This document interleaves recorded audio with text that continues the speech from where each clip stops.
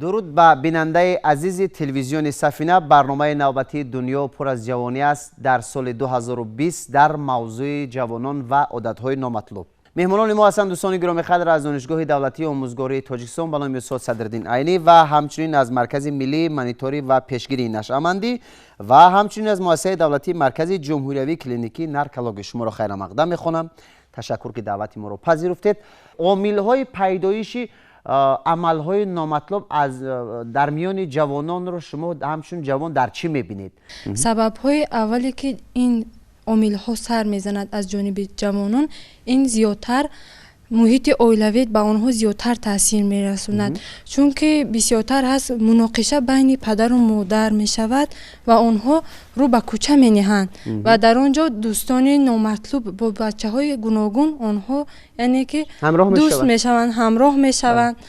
خیلی یک سیگار میکشد، یک نشأه‌مند است، آنها رو به این راه میبرد تا اینکه همون غم و اندوهی که آنها عصبانیت شدن آن را از سرشون دور کنند.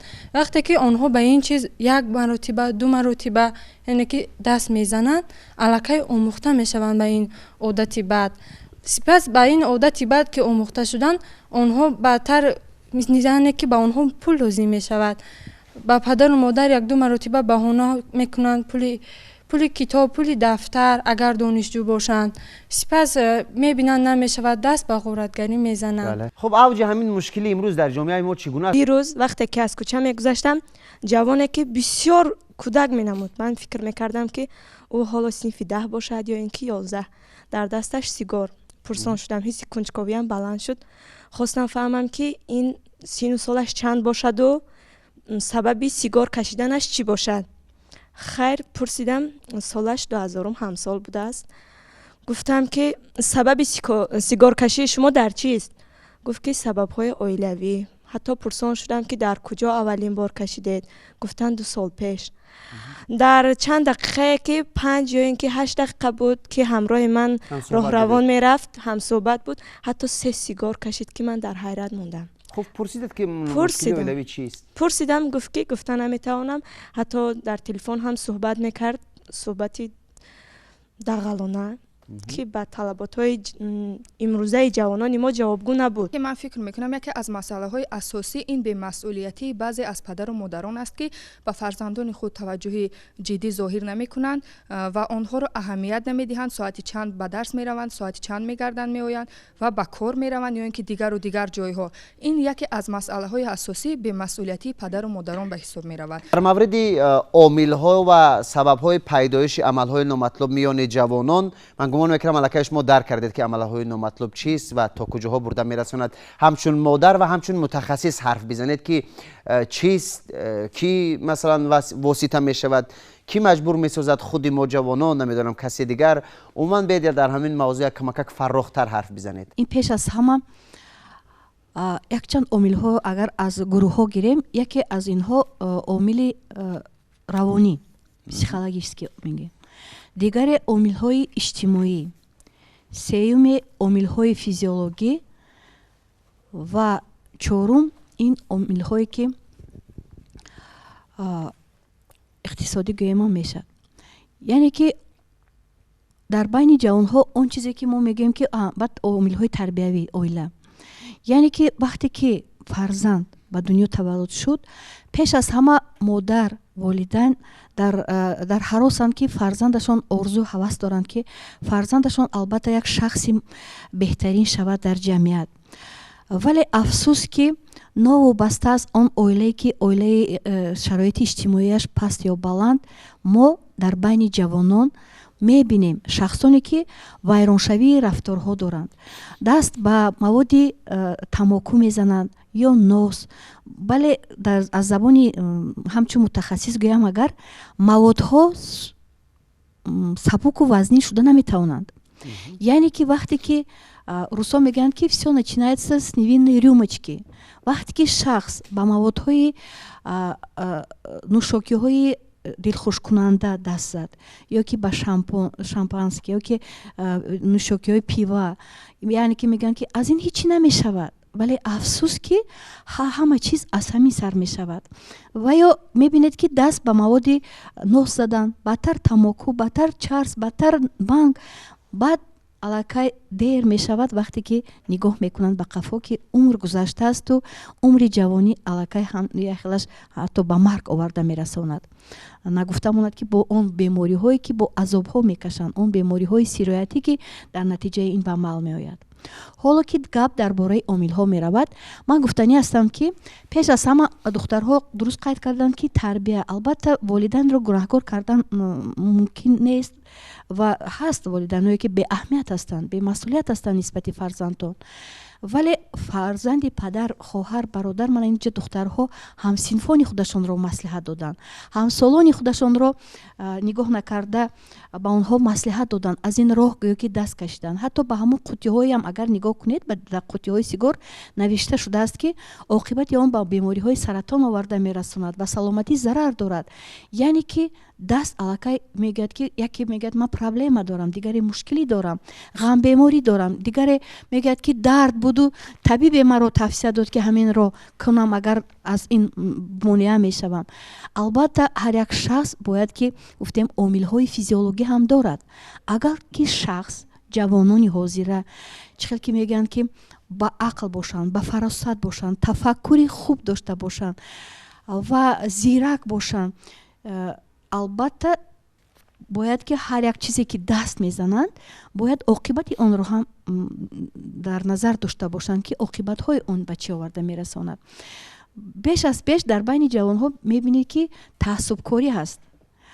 таъссуб нигоҳ кардан ба чӣ хел гӯям дорандагии одамо нигоҳ мекунанд ё ки чаро ки вай ҷавон кардаасту ман намекунам. яъне ки таъссубкорӣ нисбати пеш идеалҳои мо даври мо, мисол идеалҳо шахсоне мегирифтем ки донишманд ҳастанд, мисол ягон қаҳрамонҳои достонҳо худамонро монанд карда ба ҳавай нигоҳ карда мо ба пеш мерафтем. тоҷикистон дар байни давлатҳои минтақа ҳамин умуман ҳамин сарзани нашамандию тамокукашию майзадагӣ дар фоиз камтар аст.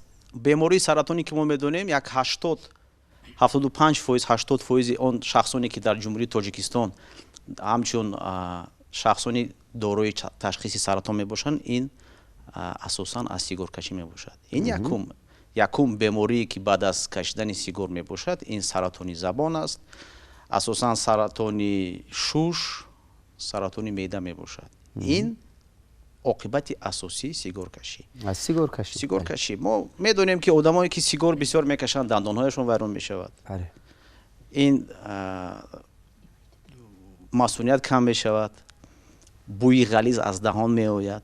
ин буд дар бобати оқибати сигаркашӣ. ё ин ки дигар буд илова мекунем, ина ҳамаи мо медонем, чилимкашӣ ё кальян барҳое ки медонем, бисёр вақт мегӯянд албатта дар он кальянҳо, дар он чилимҳо як омехтаҳои алоҳида ки онҳо дар дохили худ тамоку надоранд. онҷа ҳам маззаи себ асту, маззаи ангур асту, дигар, лекин мо як чизро бояд ба назар гирем ки ҳамаи он муштариёне ки дар ҳамон барҳо як вақти хуш мегзаронанд, аз як найча, тутича мегӯем, шлангчаҳо истифода мебаранд ва бисёр вақт мавридое мешавад ки агар шахс бемории сил дошта бошад, туберкулез ё бемории ҳепатитҳо, касалиҳои ҷигар, махсусан бемории сил, вақте ки дуд мекашад, ҳамон обе ки аз даҳон мебарад, он бактерияе ки дар даҳони ӯ ҳаст, дар организми ӯ ҳаст, рафта дар ҳамон ҷо дар мемонад, дар ҳамон найчао ва шахси дигаре ки баъд аз он омада, онҷо фақат чӣ онро алиш мекунанд, он ҳамон сарпӯшро алиш мекунанд, тоза мекунанд, лекин он тутича аз ёд мебурад, аз мадди назар дур мешавад ва шахси солим мебиёд, мешинад, мумкин ки дар умраш вай сигор кашида набошад,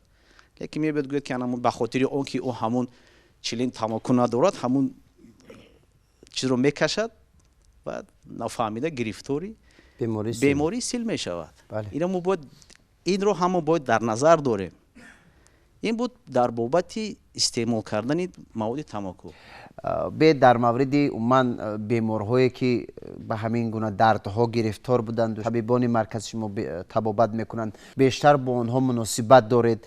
бед якамакак рӯбарӯи бинанда ба таври дақиқ ҳарф бизанед ки чӣ гуна аст ҳаёти онҳо, пушаймонӣ дорад, табобат меёбанд намеёбанд умуман дар ҳамин бора? маълумотҳо инҷа дар дасти мо ҳаст аз маркази ҷумҳуриявии клиники наркология. инҷа ҳар сол ҳисобот ҳаст ки дар ҳамин сол чанд нафар буд, чанд нафар мисол бо беҳбудӣ дар ин ҷо ҳаст. хеле ки ба мо маълум аст, сол ба сол гирифтори бемориҳои нашамандӣ коҳиш ёфта истодааст. чунки дар ин ҷо оварда шудааст, дар дасти ман аст, соли 2018 6059 нафар бемории нашаманд ба қайд гирифта шуда буд. соли 2019 боша ҳамин теъдоди ҳамино ба 5375 нафар расиданд. дар ин ҷо аз ҳамин миқдор беморон 97,8% мардо ҳастанд, 2,1% занон аст.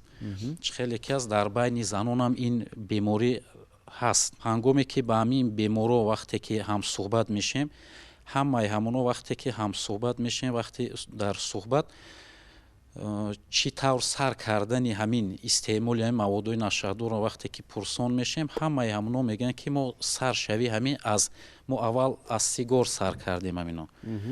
сигор, баъд баъдан машруботи спиртдор, бар маводи нашадори бангдона, баъд то дигару дигар маводҳои нашадори гурӯҳи афёнҳо, баъд ҳамин хел оста оста мебарад, мерасонад.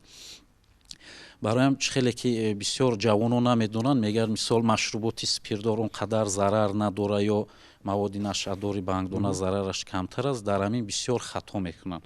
вақте ки аз ҳамин ки сар кишед, баъд оҳиста оҳиста рафта ба он дигараш мерасонад.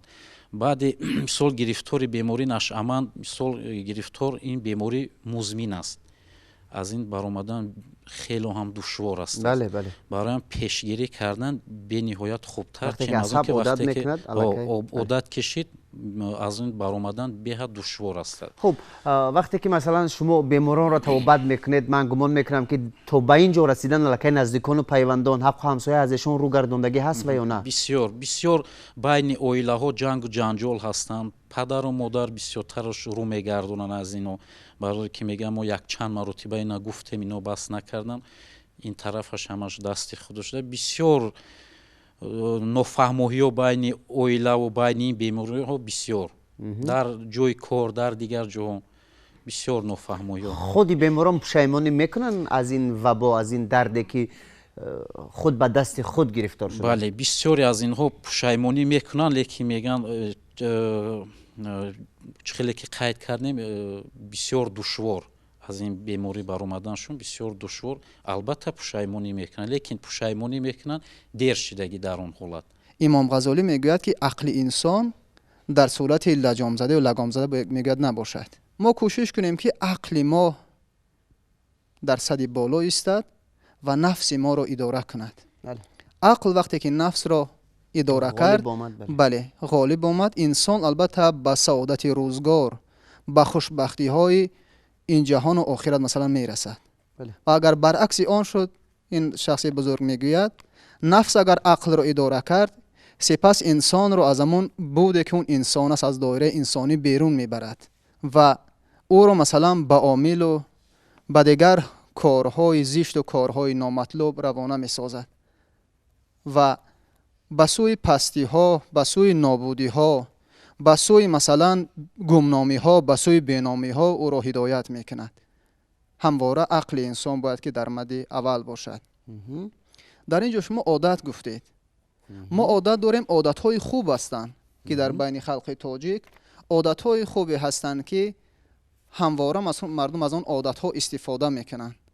он одатҳо масалан одатҳое ҳастанд ба монанди масалан агар гӯем хуб одатҳои хонаводагӣ аст, одатҳои масалан қавмӣ аст, одатҳое ки масалан дар байни миллати тоҷик аст, вале ки бале суннатӣ ё фарҳангӣ ва одатҳои бад ҳастанд. ва одати бада ба монанди масалан сигоркашӣ, нашъамандӣ, хуб дигару дигар масалан омилҳое ки инсонро ба пастӣ мебарад, инам одат аст. одатҳое ки масалан инсонро ба гумномӣ, инсонро ба сӯи нобудӣ мебарад. سرجمی ما در این محفل همراه متخصصان همراه شما این معنای همین را دارد که سر همین موضوع اندیشه های خش رو پیشنهاد بسازیم و البته یک چیزی گفته توانیم که مردم از آن منفعت گرفته باشد. چی کارها رو به سامان رسانیم بغیر از مثلا نشست ها و چوربینی و گفتگوزار، چی کارها رو به انجام رسانیم که من دور شویم از عملهای نامطلوب، یک فرزند خوب پدر و مادر باشیم در زندگی تا ما رو دوست بدارن، تا ما رو احترام کنن و البته آبروی پدر و مادر و وطن و ملت خویش رو بلند برداریم. مقصدم همین است. همه ما جوانان یک نقطه معین برای خود داشته باشیم، یک هدف اساسی داشته باشیم که ما باید به همین آرزوی خود برسیم. گفتنی هستم که برای ما جوانان آزادی و ثبات و آرامی این کشور بهترین نعمت است. ما باید جوانان به قدر این نعمت‌های پرارزش رسیم و آن را درک نماییم، پاس داریم. کارهای فرماندهی زیادتر به مکتب‌های تحصیلات میانه، لیسه‌ها، چیزی که نباشد، همه باغچه‌ها، یعنی اینا رو گذرونیم و بسیارتر ساعت‌های تربیوی در مکتب‌ها زیادتر زید نشأه‌مندی گذرانیده شود، خوبتر می شود. به عقیده من هر یک شخص باید پیش از همه رفیق خود را دیده و دانسته انتخاب نماید، زیرا در همه حالت خواه در رفتار خوب و خواه در رفتار بدی ما بیشتر موردها دوست رفیق تاثیر خود را می رساند. باید از همین سبب رفیق های خود را دیده و دانسته انتخاب نماییم. هر کی ناموخ از گذشته روزگار نیز ناموزد ز هیچ آموزگار. البته پیش از همه اون چیزی که حضور شما گفتید، برای که دست به این مواد نزنند، البته عامل‌های بیولوژی رو برطرف کردن مشکل است، چون که آنها از طبیعتاً علاقه همون ضعیف تولد شدند و ادراک و قابلیت تفکر آنها ضعیفتر است و درک آنها با تفکر آنها به طور کنکریتی است. آنها لوگیکا ابسترکت نمیشلینی میگن، تفکر ابسترکتی ندارند که عاقبت آن رو فکر کنند و آینده خود رو یعنی که مقصد مونند. چخیلی که گفتید پیش از همه هر یک شخص باید مقصد داشته باشد در زندگی. برای مقصد نیک البته باید نقشه ها داشته باشد و برای آن رو در دسترس کردن باید که راهنما داشته باشد. البته از این جهت هم والدین هم دوستانی که مثال دستگیری میکنن اینها ضرور هستند در جمعیت البته، و افسوس که از شرایط اجتماعی باشد یا شرایط اقتصادی باشد بسیار والدین ها همین مسئولیت خودشون رو نسبت همین فرزندو کم میکنن و نقص میشد که اگر که یکی همین از کلان سالان برادران یا که همین خیلی دوستانی بهترین در جمعیت هم سینفون هم کورسون هم سالان دستگیری کنند و این شخصان رو با نصیحت البته نمیشود، چون که علاقه خودی همین مواد قفوی گردیم هم از موضوع خودی همین تماکو، اگر که وقتی که یک سیگار رو میکشن خودی همین سیگارت 4000 قریب مواد شیمیایی دارد، در آن 8 نمود دیگرش 40 نمودش قریب ضرر رسان است به عضوهای آدم و 8 نمود آن تنها ویرانشوی تفکر آورده میرساند، کرختی تفکر آورده میرساند.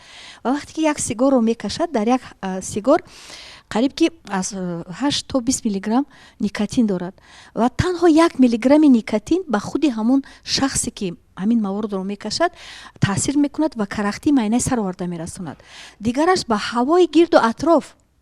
یعنی که برای همین دانید که وقتی که هوای گرد و اطراف ما رو نفس میکشیم ما با اون زندگی میکنیم، البته فهمانده دادن این چیزها بسیار دشوار میشد به شخصی که در وی تیره شوی شعور دیده میشود. هر یک شخص ایمونیتش ضعیف میشود، در آن مواد همین اسکاربین که کم میشود، در بسیار مردها بسیار ارزوی فرزند پسر کردنی می شوند، در همین چیز کم می شود. این رو تحلیل گذراندند جوانها هوس کنید، هوس به چیزی نگاتیوی نه، به چیزی پوزیتیوی، به چیزی مثبت زندگی روزگار و البته شما با آن مقصدهای نیکی که دارید البته رسیدنتون ممکن است. تشکر. بسیاری وقت همون دوستان نزدیکان خود سببی اون شده میتونند که آدم دست به همین عادت‌های نامطلوب دست زند و شرط نیست که ما در زندگی خود یک قهرمان شویم، در آینده خود یک بسیاری وقت همون ناشامدی هم از چی سر میزند وقتی که ما در پیش خود یک مقصدهای بزرگ میمونیم و بعد از آن که میبینیم که به همین چیز ما دست نایل نشدیم ما علاقه رو افتاده میشویم. از دختران فقط یک چیز خواهانم که دانند که در آینده آنها مادر میشوند. آنها باید فکر کنند که چه خیلی اویله‌داری میکنند، چطور فرزند خود رو تربیت میکنند و در دیگر نوبت خودی پسران علاقه باید فکر کنند که چه خیلی آنها در آینده اویله خود رو، پدر مادر خود رو نگاه میکنند. یعنی ما نباید در همین زندگی خود شرط نیست که ما فقط یک مقصدهای کلانی بزرگ کنیم. اگر هر کس فکر خودش رو کند، فکر اویله‌اش رو کند، فکر نزدیکانش رو کند، آهسته آهسته خودی همون جمعیت، خودی دولت هم آهسته آهسته چی می شود؟ یک مستحکم می شود. برای ما پیش از همه باید فقط درباره خود فکر کنیم، درباره سلامتی خود، درباره اون همون زندگی خود، وضع اولوی خود. اگر ما پیش از همه از همین بابت نظر کنیم، به فکر من این یکی از عامل اساسی همون پیش گرفتنی عادت نامطلوب می شود. عامل‌ها در اینجا به حد زیاد، مثال عامل‌های دوستان، یارو برادر، هم سبقان، هم از اینو، نه که از همه به فکر من بسیارتر از خانه. وقتی که در خانه پدر و مادر به استعمال سیگار یا مشروبات اسپریدار مشغول میشوند، در اینجا فرزند چخیل است، فرزند بسیارتر عبرتگیر از پدر و مادر خودش است. وقتی که در خانه پدر یا مادر به همین کارهای نامطلوب مشغول هستند، چند قدری که در مکتب یا دیگر جا به اونو فهمونی که همین کار ضرر داره، لیکن اون عبرتگیر از پدر و مادر خود که هست است، به همون کار میتونه با دست زدن. برای همون بسیارتر از خونه اولین سر کردن در کار. من فکر میکنم که یک نفری که اگر به همین بیماری مثلا مبتلا شد، البته باید که مثلا نزدیکان و دیگر یار و دوست از این راهی بعد مثلا او رو گردانند در مد اول. وقتی او رو مثلا وای میکنند این مثلا کاری خوب نیست، عاقبت انسان مثلا به نیستی میبرد و دیگر همین مشورت ها اگر زیاد باشد، در اینجا من فکر میکنم که وزارت تندرستی و حفظ اجتماعی اهالی جمهوری تاجیکستان باید مسئولیت بیشتر مثلا در خود وای کند، هم در دانشگاه و دانشکده ها، شروع از باغچه ها، مکتب های میانه، لیسه ها، گیمنازیه ها، همه گونه میزه های مدور را تشکیل کند و با واسطه تلویزیونی مثلا سفینه، کلی تلویزیون های تاجیکستان مثلا بنوار گیرن به خلق جمهوری تاجیکستان نشان دهند. اساسگذار صلح و وحدت ملی، پیشوای ملت جناب علی محترم الرحمن تمام شرایط ها رو برای ما مهیا کرده است. امروز رسانه اینترنت مثلا به همون صورت بلند کار میکند. امروز مثلا هم در دانشگاه آموزگاری، دیگر دانشگاه و دانشکده ها و دیگر بیوروی ترجمانی هست. مثلا می توانیم که بسیار موادهایی که خب دایر به زیانی مثلا سیگار و دیگر موادها در اینترنت مثلا نشر شدن یا که وای شدن، می توانند از اینها گیرند و برای مردم استاتستیک مثلا نشان داد رو برای مردم مثلا پیشنهاد کنند. به همین واسطه مثلا با واسطه تبلیغ، با واسطه مثلا رادیو تلویزیون می توانیم که خب پیش همین راه شامل شدن جوانان به خب عملهای نامطلوب را گیریم. و استاد لایق با ربایی زیبایی دارد، میگوید که یاد داری که وقتی زادن تو همه خندان بودند تو گریان.